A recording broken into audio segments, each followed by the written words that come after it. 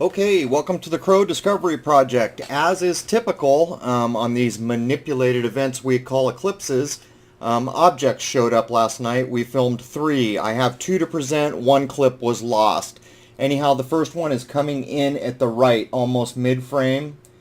You will see him right there. He's come into frame. Now, this is kind of interesting because I've been wanting to do a focus test to try to determine distance. So as it gets to the dark patch, you're going to see the object go out of focus because I wanted to see if the moon would defocus at the same time right here, which it does slightly. It's hard to tell with the full spectrum camera, and I really need to do this test when I'm in visual spectrum because it's much easier to get what appears to be a sharper focus in the visual spectrum than it is using the full spectrum.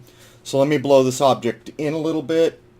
Okay, here's the blow up. It's coming in at the right mid-frame.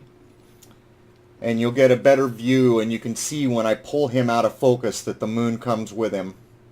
And actually, unfortunately, I don't get the focus quite perfect on the way back, but that's okay because I have another example. So right there, I pull it out of focus, the moon goes out of focus, and as I pull it back into focus, it's not quite perfect after that. It's difficult to do all this on the fly. And I do have another object just like this. A lot of people who are seeing these for the first time are going to think they're looking at balloons and satellites coming in at the mid-right frame. These are not balloons and these are not satellites, and anyone who goes back through the clips on my channel will see many examples of these things and explanations for what we have learned over time. I just don't have time to do a long clip today because I'm preparing to shoot the eclipse. There it is where I pulled it out of focus. You could see the moon go slightly out of focus as the object does. I was trying to determine if that object is so much closer that I could pull it into tighter focus while losing slight focus on the moon. That doesn't appear to be the case, but the truth is I need to do this in visual spectrum. Here comes the object at right. Now what I'm doing here is running a find edge, filter, contrast, brightness, and channel inversion.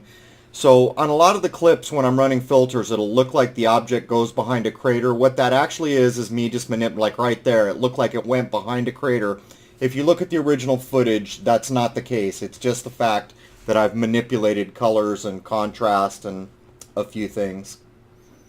We're going to take one more view. And again, we have not seen objects transiting the moon in many months since I've filmed anything like this.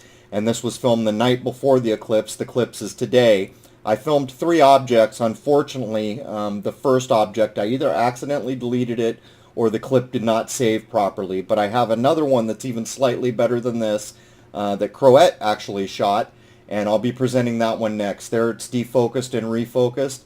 At any rate, there it is. Objects showing up right before the eclipse. People who have followed will understand that this has happened before on many occasions. And let's take a quick look at the calendar, and then I've got to set up to shoot. So here's the days that we'd like to film. The lunar wave was caught by Richard 205 Maria on the 20th. The 23rd was the equinox, and here we are on the night of the 27th, which is the eclipse for many of us. Very critical that we shoot the eclipse and try to determine whether or not it actually makes it to full. As I've said before, eclipses are manipulated events. Then we have another 3 predicted best chances to catch the lunar wave until the 30th. So I hope everyone's out shooting that can, and good luck for those of you who are shooting the eclipse. Cheers.